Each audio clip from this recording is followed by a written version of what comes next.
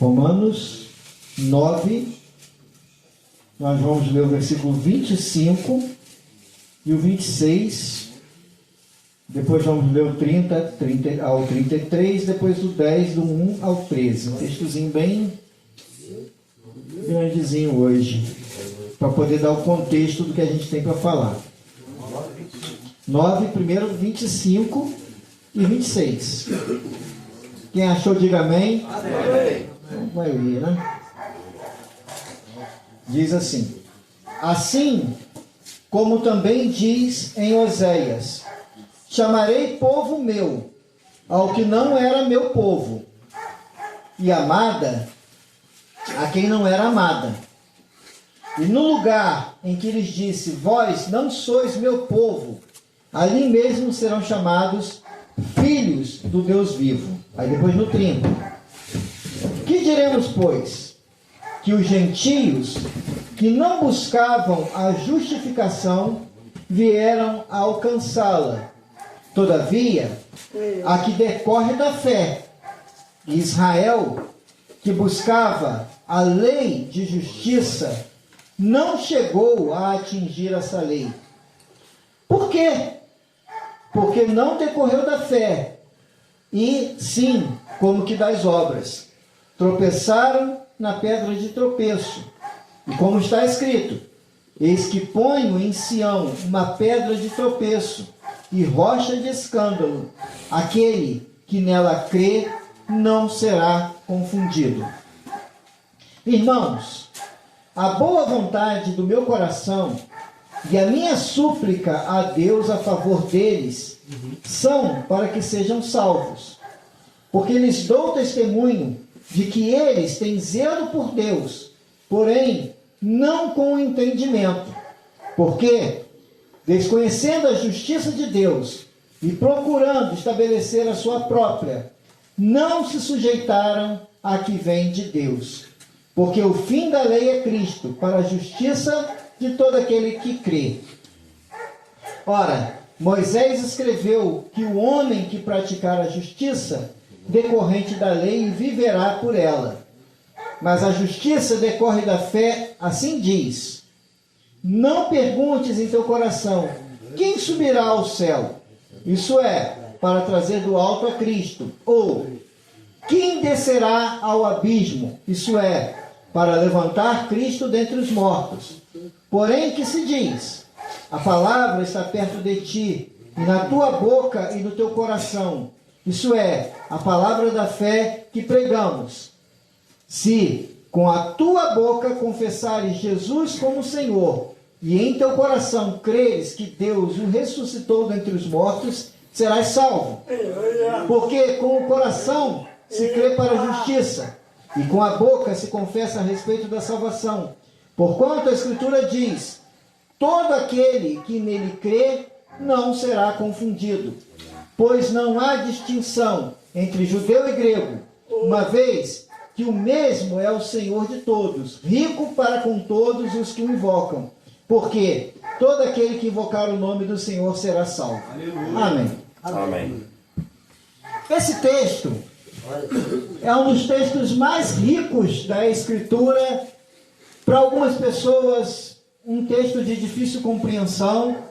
Começa no comecinho do capítulo 9, falando a respeito da maneira como Deus tratou Israel durante todo o tempo de Israel, até a vinda de Jesus. Israel, povo escolhido de Deus, povo que tinha uma promessa de Deus.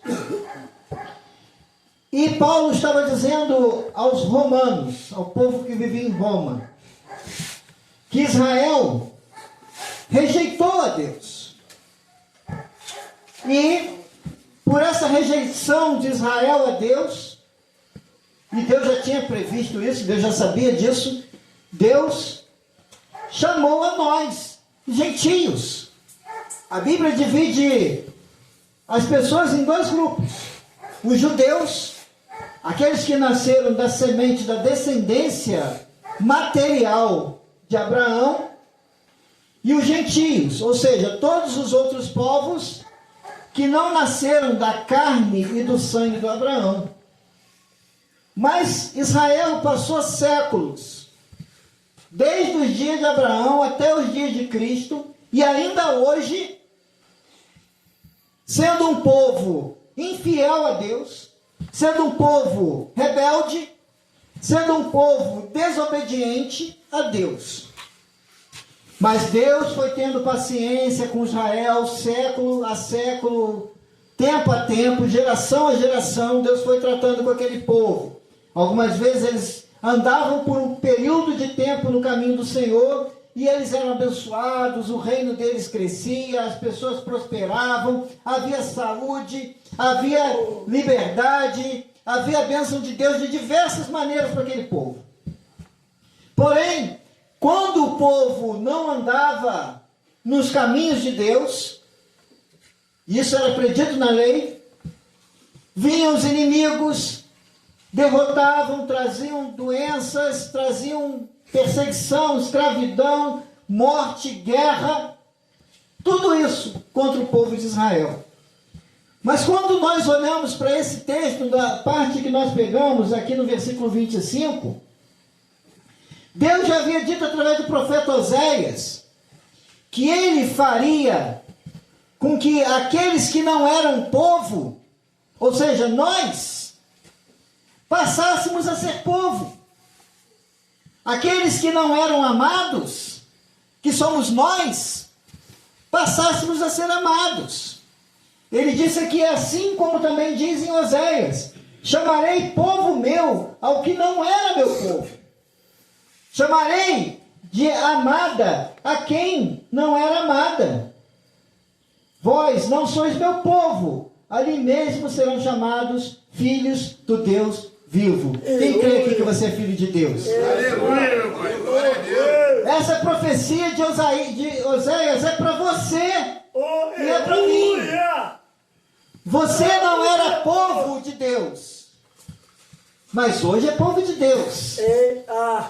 Você não era amado, povo amado, mas hoje você é povo amado.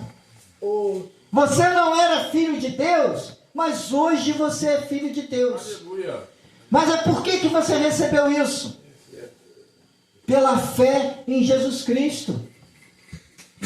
O mesmo Paulo vai estar dizendo aqui mais à frente, em Romanos 11:17, mas alguns desses ramos, alguns do povo de Israel foram cortados. Muitos que nasceram da descendência de Abraão não serão salvos e não são salvos. Não é porque nasceu de sangue e da carne de Abraão que a pessoa é salva. Disseram para Jesus certa vez, disse assim: vocês são escravos do pecado, escravos de Satanás. E aí disseram para Jesus assim: mas Senhor, Jesus, mestre, nós nunca fomos escravos de ninguém, nós somos descendentes de Abraão. Como se a história deles não dissesse que eles foram escravos várias vezes. Mas Jesus disse para eles: como assim vocês são filhos de Abraão? Se Deus quisesse, Deus faria dessas pedras, desses tijolos aqui, Deus faria filhos de Abraão. Não é porque você nasceu filho de crente, teu avô foi crente, teu bisavô foi crente, que você é crente. Não é porque você tem uma família que está há 10 gerações da igreja, que você é salvo.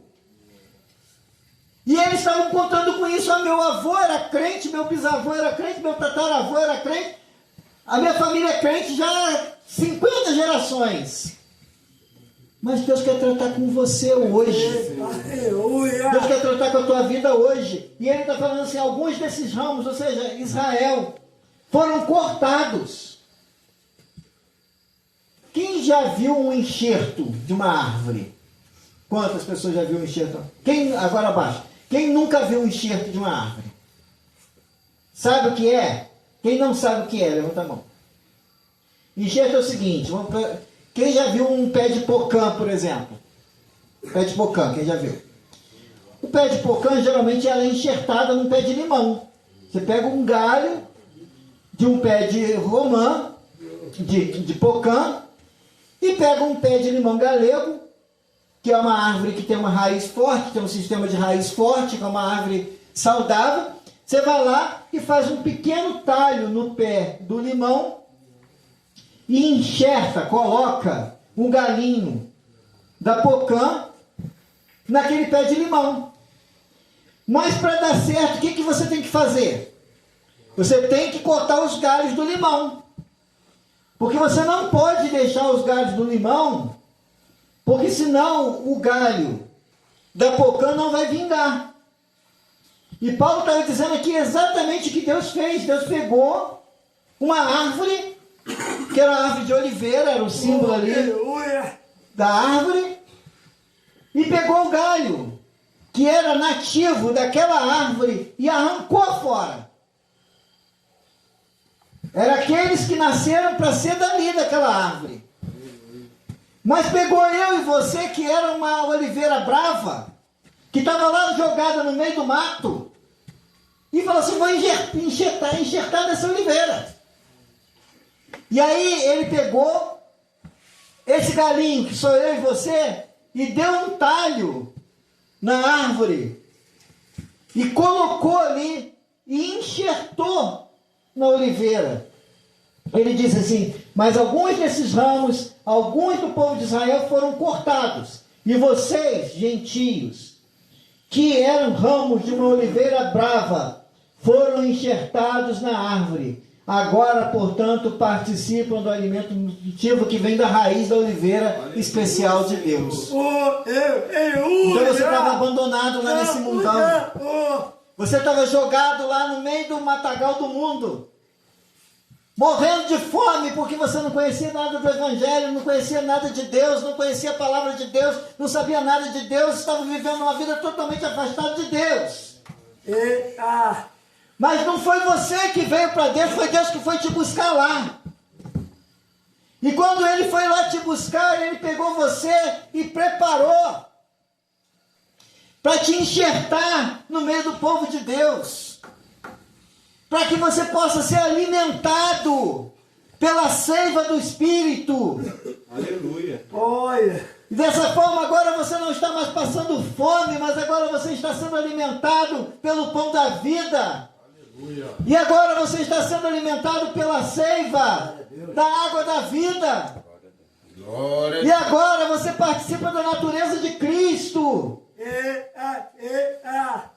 Mas você não buscava isso. Eu não buscava isso. Porque não há ninguém que busque a Deus. Você veio para Deus para resolver um problema. Você veio para Deus igual o nosso irmão estava aqui na ilustração que o Samuel fez. Cheio de problemas. Cheio de fardos. Cansado. Sobrecarregado. Mas Jesus fez um convite para você: vinde a mim, todos vós que estáis cansados e sobrecarregados, e eu vos aliviarei. E você ouviu e veio. Os gentios, eu e você, não buscávamos perdão de pecados. A gente não estava buscando isso. Você não estava preocupado com o teu pecado, não. A maioria, pelo menos, não estava. Você não estava preocupado se você ia para o inferno, você não estava preocupado com isso, não. A maioria de vocês não estava. Você não estava se importando se a tua vida estava agradando a Deus ou não. Você estava nem aí para isso. Você queria viver bem, se possível com dinheiro no bolso, se divertindo bastante, vivendo a vida adoidado loucamente, desde que isso não te trouxesse nenhum prejuízo. Era assim que você estava querendo viver, em busca dos seus prazeres, em busca das suas realidades, das suas realizações. Você não estava buscando isso. Que diremos, pois, que os gentios não buscavam a justificação. A figueira brava, a oliveira brava, que era eu e você, estávamos lá perdidos. Mas a gente não estava procurando ser enxertado na videira boa, na oliveira boa, não. A gente estava vivendo a nossa vidinha. E a gente foi encontrado. Não buscavam a justificação, vieram alcançá-la. Todavia, como que você alcançou isso? quando você foi confrontado pela palavra de Deus, e esse confrontar da palavra de Deus gerou em você fé. Não que você se tornou perfeito, não que você conseguiu guardar todos os mandamentos de Deus, e nenhum de nós consegue guardar todos os mandamentos de Deus. Porque a gente peca em pensamentos, a gente peca em palavras, a gente peca em ações, a gente peca em todo tipo de coisa. Acordou, está pecando. E tem gente que está pecando até dormindo. Até dormindo o camarada está pecando. Porque os sonhos dele não são os sonhos de Deus. Israel, que buscava a lei da justiça, não chegou a atingir essa lei. Israel vinha ali, nos dias de Jesus. Talvez o país mais religioso dos dias de Jesus. Cheio de sinagogas. Nos dias de Jesus tinha igreja em toda esquina igual tem hoje. Hoje, você tropeça em igreja, aqui em Friburgo pelo menos. No Brasil, quase que de uma forma geral, você tropeça em igreja. Não é falta de igreja. Não é falta de Bíblia. Porque você compra a Bíblia aí com 15, 20 reais, você consegue comprar a Bíblia. Dá simplesinha, mas consegue. Não é falta de Bíblia. Não é falta de igreja. Não é falta de pregação do Evangelho, porque se você for para a internet, você vai achar pregação de todo tipo e todo gosto. Israel estava vivendo dias como esses, que havia sinagogas em todos os lugares, as pessoas estavam ali vivendo uma vida de religiosidade, mas não havia um momento na história daquele povo em que as pessoas estavam tão despreocupadas dos seus pecados. Não havia um momento na história daquele povo que as pessoas estavam vivendo a sua vida e a sua religião e achando que isso era suficiente para salvá-los. E por isso, quando Jesus vem, eles não quiseram Jesus. E quando Jesus veio, eles achavam que estavam salvos por eles mesmos. Enquanto eu e você não confrontarmos os nossos pecados e olharmos para nós mesmos como pessoas que necessitam do amor e do perdão de Deus, não tem como ser salvo. E ali em Israel, Jesus pregou o Evangelho, mas eles disseram: liberta Barrabás e crucifica Jesus. As mesmas pessoas que ouviram Jesus falar do amor de Deus, muitos deles que foram alimentados por Jesus, muitos deles que foram curados ou familiares curados por Jesus, naquele momento se omitiram e ninguém ficou ao lado de Jesus. Por quê? Porque para eles Jesus não era necessário e por isso não o receberam. Mas aí, o próprio Jesus havia advertido antes, quando ele contou aquela parábola do homem que saiu para fazer a festa da boda do filho. E ele falou assim: vai e convida pessoas para o casamento do meu filho. E aí, o que ele faz? As pessoas começam a mandar desculpas. Olha, eu não posso ir porque eu comprei uma junta de bois e preciso testar. Olha, eu comprei uma terra nova, uma propriedade nova e eu preciso ir lá ver. Olha, eu não posso ir porque aconteceu tal coisa e as pessoas deram desculpas. Mas era um convite de alguém muito importante, aquele era um convite muito importante. E aquele homem, então, ele pega e fala assim: não, minha festa não vai ficar vazia.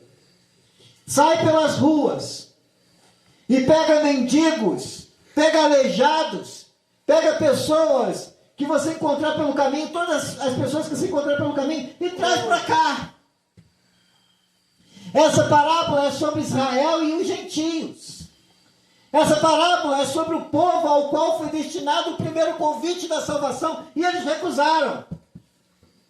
Mas hoje é um convite da salvação para você e eu que somos um mendigo, que somos um morador de rua, que somos aquela pessoa que não tinha condições de estar naquele lugar, mas como os primeiros convidados rejeitaram, o segundo convidado que somos nós, temos o direito de estar sentado à mesa. Aleluia. 1 Timóteo 2:3-6 diz assim: isso é bom e agradável perante Deus, nosso Salvador, que deseja que todos os homens sejam salvos e cheguem ao conhecimento da verdade, pois há um só Deus e um só mediador entre Deus e os homens, o homem, Cristo Jesus, o qual se entregou a si mesmo como resgate por todos, e esse foi o testemunho dado a seu tempo. Olha só que interessante. O que Deus deseja? Salvar a todos. Deus deseja que todos os homens sejam salvos. Aleluia. Então, se alguém disser para você assim, eu não tenho certeza se Deus quer me salvar, a palavra diz que Deus deseja que todos os homens sejam salvos. Você é homem? Amém. Então Deus deseja que você seja salvo. Aleluia. E as mulheres? Aqui está dizendo humanidade. Deus deseja que todas as pessoas sejam salvas. Aleluia. Então você é uma pessoa? Então Deus deseja te salvar. Mas de que maneira Deus quer te salvar? Crendo, recebendo Jesus, confiando nisso, tendo essa certeza. Os gentios não buscavam seguir as normas de Deus, foram declarados justos. E isso aconteceu pela fé. Preciso explicar aqui rapidamente esse conceito de ser tornado justo. Não significa que você é inocente, mas foi te dado o perdão da culpa. Imagina o seguinte: você vai diante do juiz, ele recolheu provas contra você, ele tem tudo ali documentado, você foi pego na câmera, não tem como você falar que não é você, tem impressão digital sua por todos os lados, não tem como dizer que não é você. Você ainda foi preso saindo da cena do crime com o objeto do roubo. E aí, você chega diante do juiz. Não foi. E aí, o juiz fala assim: tem imagens? Tem. Tem digitais? Tem. Tem o objeto do roubo? Tem. O que ele merece? Condenado. Mas aí o juiz inexplicavelmente vira para você e diz assim: você foi pego com a boca na botija.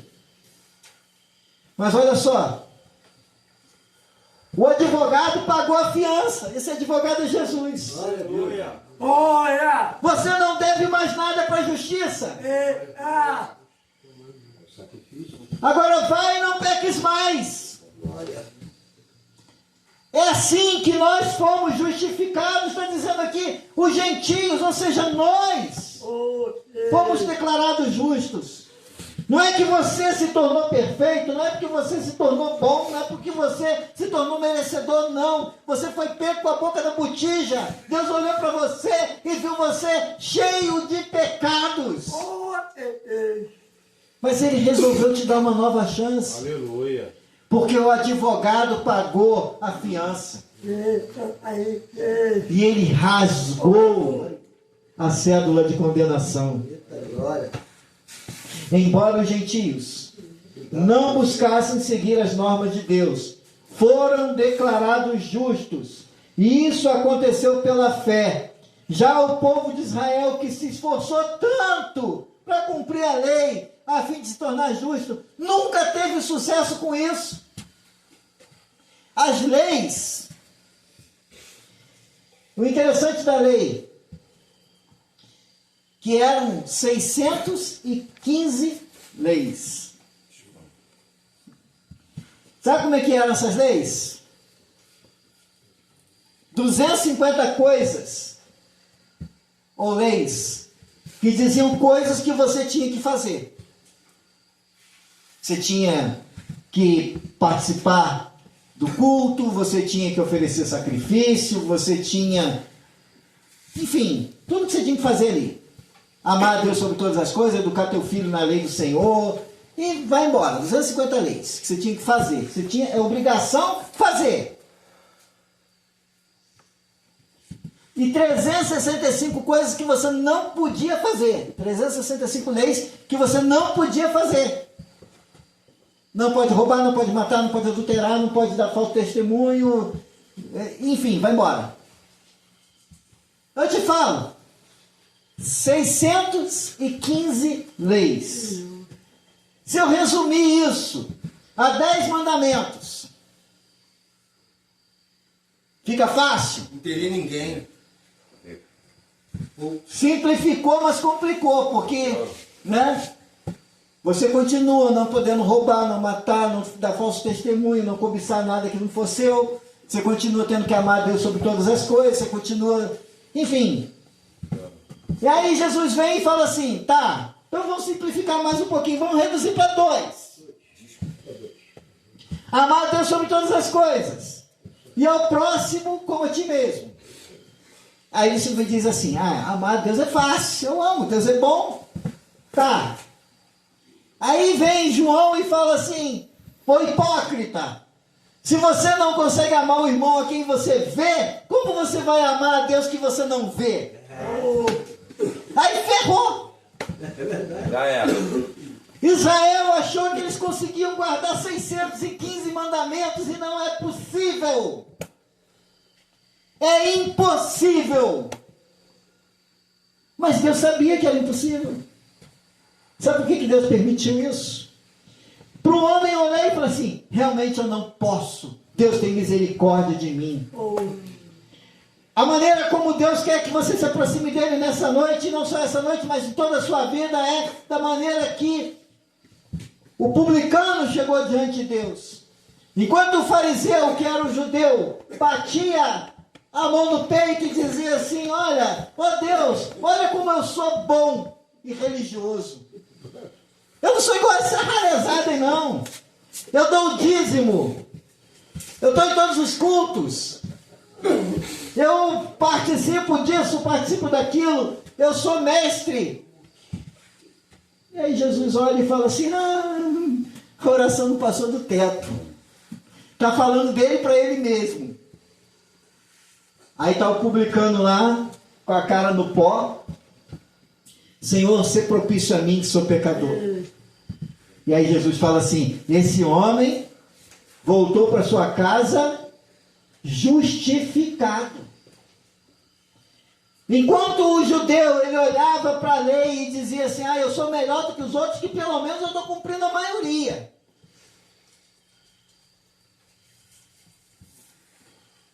Deus estava para ele a seguinte situação, você não consegue sem mim. E Deus está dizendo para você e para mim nessa noite, você não consegue sem ele. Você não tem condições de pagar a dívida. Você não tem condições de pagar nada. Você não tem condições de defender a sua causa. E Paulo está dizendo para essas pessoas que aquele que se aproximou dele pela fé, crendo que Jesus é esse, que perdoa a dívida, que rasga a cédula, foi justificado. Mas aquele que se aproximou de outra maneira não podia. A religião, ela nos cega. A lei que dizia, que deveria dizer, não consigo ser perfeito, preciso de um Salvador, e eles se convenceram que estava tudo certo. A religiosidade pode nos enganar, mas não se engane, pecamos todos os dias. Olha o que Paulo escreveu um pouco antes, aqui no capítulo 7. Sei que nada de bom habita em mim, isso é, em minha carne, porque tenho o desejo de fazer o que é bom, mas não consigo realizar. Pois o que faço não é o bem que desejo, mas o mal que não quero fazer, esse continuo fazendo. Quem se identifica com isso? Amém. Eu quero fazer tudo certinho, mas eu consigo? Paulo estava dizendo, eu queria fazer tudo certinho. Eu sei que eu tenho que fazer certo. Eu sei qual é a vontade de Deus. Eu sei o que agrada a Deus. Mas o problema não está em saber. O problema está em fazer. O problema, você vai passar aqui 7 meses ouvindo a palavra de Deus e sabendo o que precisa fazer. Mas o que você precisa é saber que muitas vezes você não vai conseguir fazer, você não vai ter as forças em você mesmo para fazer. E aí que entra Jesus na história. Ora, se faço o que não quero, já não sou eu o que o faz, mas o pecado que habita em mim. Assim, encontro essa lei que atua em mim. Quando quero fazer o bem, o mal está junto a mim. Pois no íntimo do meu ser tenho prazer na lei de Deus. Ou seja, eu tenho vontade até de fazer a vontade de Deus. Mas eu vejo outra lei atuando nos membros do meu corpo, guerreando contra a lei da minha mente, tornando-me prisioneiro da lei do pecado que atua em meus membros. Miserável homem que sou! Quem me libertará do corpo sujeito a essa morte? É a pergunta que ele faz. Parece aquela pergunta do Chapolin Colorado. E agora? Quem poderá me defender? Quem poderá me defender? Paulo estava dizendo, e agora? Quem me libertará do miserável homem que sou? Quem poderá me defender? Aí ele diz, graças a Deus por Jesus Cristo nosso Senhor, de modo que com a mente eu próprio sou escravo da lei de Deus, mas com a carne da lei do pecado. Portanto, agora já não há condenação para quem está em Cristo Jesus. Porque por meio de Cristo Jesus, a lei do Espírito da vida me libertou da lei do pecado e da morte. Liberta-me, Jesus. Amém. Olha só. Você ao mesmo tempo, santo e pecador. Duas pessoas estão vivendo aí. É verdade. Dentro de você. Tem duas pessoas aí. Então olha para o seu lado e você vai ver duas pessoas. E não é porque você bebeu e está zonzo, não. É porque tem uma pessoa salva e a outra que está lutando contra o pecado. Eita glória. E vai ser assim até no fim. Me ajuda aí. Vai ser assim até no fim. Tem uma pessoa que é santa porque foi lavada pelo sangue do Cordeiro. Tem uma pessoa que foi justificada pela fé. Tem uma pessoa que teve o nome escrito no livro da vida. Mas essa pessoa, a semelhança de Paulo, estava lutando contra aquela carne que ainda estava tendo força, muitas vezes para vencê-lo.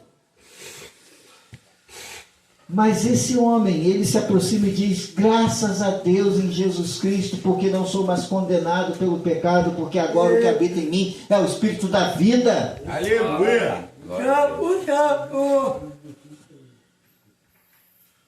Na verdade, a mensagem está bem perto, está em seus lábios e em seu coração. E essa mensagem é a mesma que anunciamos, esse é o versículo 8, a respeito da fé.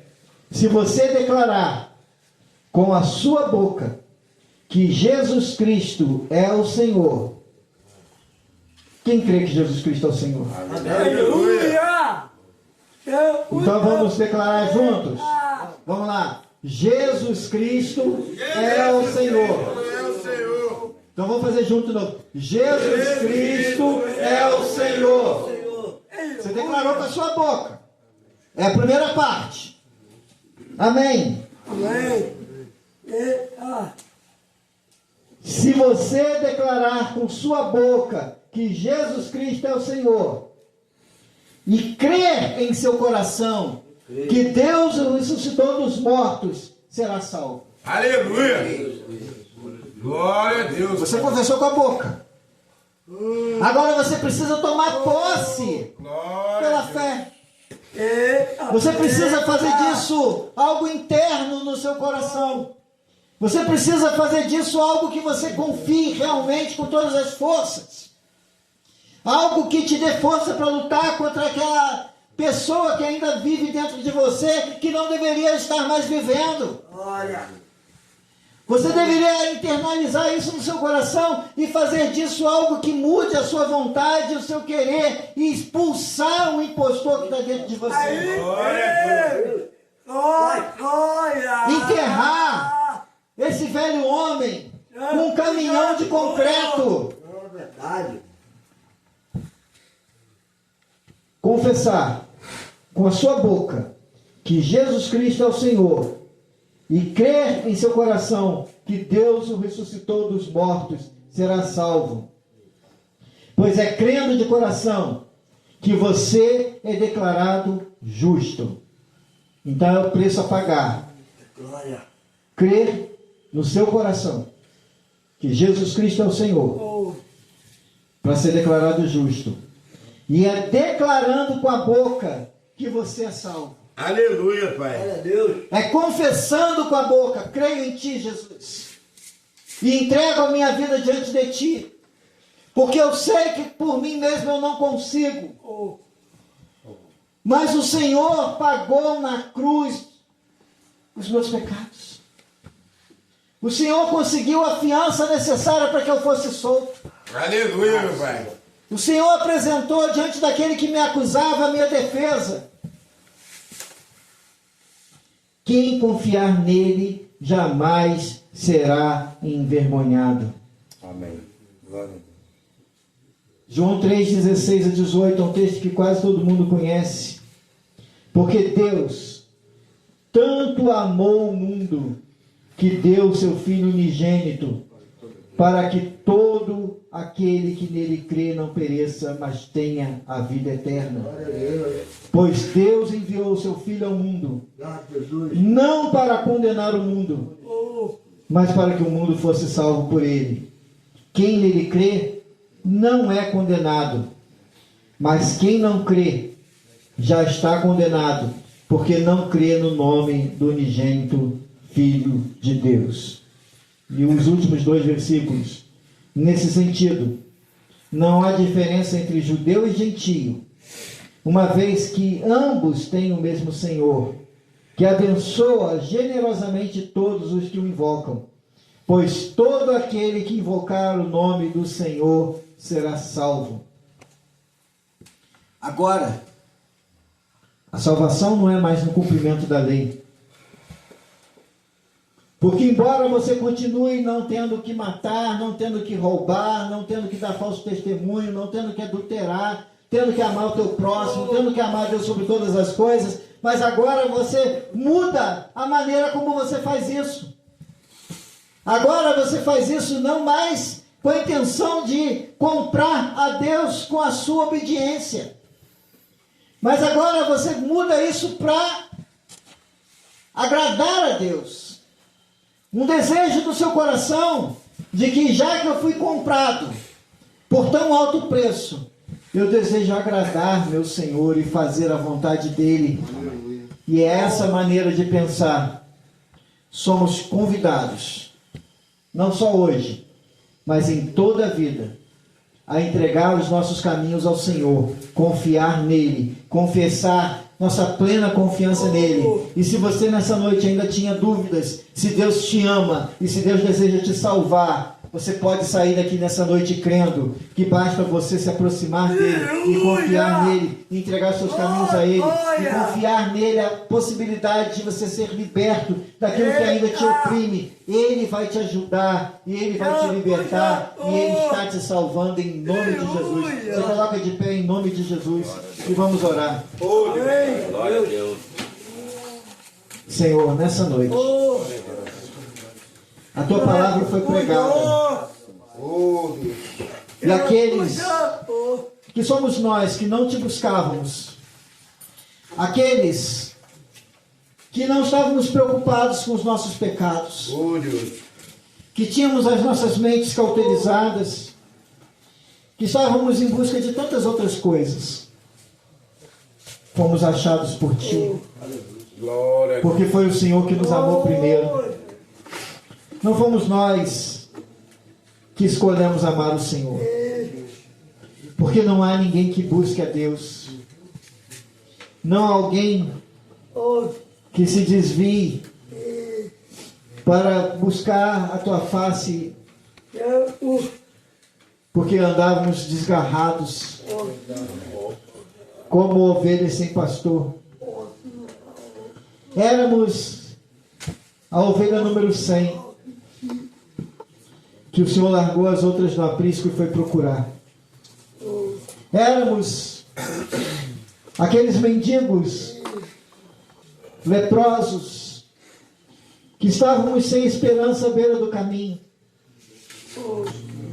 mas que de repente ouvimos o Senhor passar. E éramos como Bartimeu, cegos. E começamos a clamar: Senhor, filho de Davi, tem misericórdia de mim, tem compaixão de mim. E clamamos nessa noite: Jesus, filho de Davi, tem compaixão de mim. Abra os meus olhos para que eu possa ver. Para que eu possa ver, Senhor, o quanto é maravilhoso aquilo que Tu fez por mim, Jesus. O quanto os meus pecados doeram naquela cruz. O quanto eu causei dor ao Senhor naquela cruz. Oh, Senhor, me ajuda. Glória a Deus. Ajuda os meus irmãos. Porque tantos têm vindo para essa casa, Pai, e não têm entendido essa mensagem. E quando saem lá fora, voltam como porco, Senhor, que depois de lavado e perfumado, volta para a lama. Senhor, tem misericórdia dos Teus filhos. Que aqueles que estão aqui nessa noite não tenham essa reação, porque é oferecida a graça de Jesus Cristo, é oferecido o amor do Pai, é oferecida a comunhão do Espírito, é oferecido o braço aberto de Deus. Oh Pai, que eles possam crer e entender isso, porque não faz sentido para mim, para o Samuel e para outros que aqui vêm. Se tudo isso não resultar em salvação e libertação, porque a gente podia estar fazendo muitas outras coisas, Deus. Mas se estamos aqui nessa noite, se preparamos, Senhor, com tanto carinho, como o Samuel preparou, Senhor, essa dinâmica, como eu preparei essa palavra, Deus, com o intuito disso trazer salvação e libertação, Pai. Sopra o Teu Espírito nesse lugar, Deus. Oh Pai, sopra o Teu Espírito, tocando a balala shasta, canta a balala shai. Rosta te para vencer, da bala crescendo, da bala crescendo, da bala shasta, da balala shai. Rosta canta a balala shasta, da bala da bala crescendo, da bala shai. Rosta cala que se vai querer Espírito Santo. Oh Senhor, sopra o Teu Espírito nesse lugar. Oh Senhor, há um mover diferente nesse momento. Convence o homem do pecado. Convence da justiça. Convence do juízo. Convence da necessidade, Senhor, de ter um encontro contigo. Aleluia, Pai. Que seja diferente na vida de alguém aqui nessa noite. Em nome de Jesus, Deus, sopra o teu espírito nesse lugar. Quebra as cadeias. Desfaz os laços. Rompe com os grilhões de ferro. Em nome de Jesus. Amém. Se porventura estão tendo crise de ansiedade, não dormindo direito à noite, repreende, Senhor, toda crise de ansiedade. Repreende toda insônia. Repreende, Senhor, toda visão de vulto, audição de vozes. Em nome de Jesus. Toda opressão maligna seja repreendida em nome de Jesus. Que a graça de nosso Senhor Jesus Cristo, o amor de Deus o Pai, a comunhão e a consolação do Espírito Santo de Deus seja sobre o povo de Deus, hoje e sempre. Amém. Graças a Deus. Palmas para Jesus. Cumprimenta o seu irmão do lado. Deseja a ele a paz, a graça do Senhor.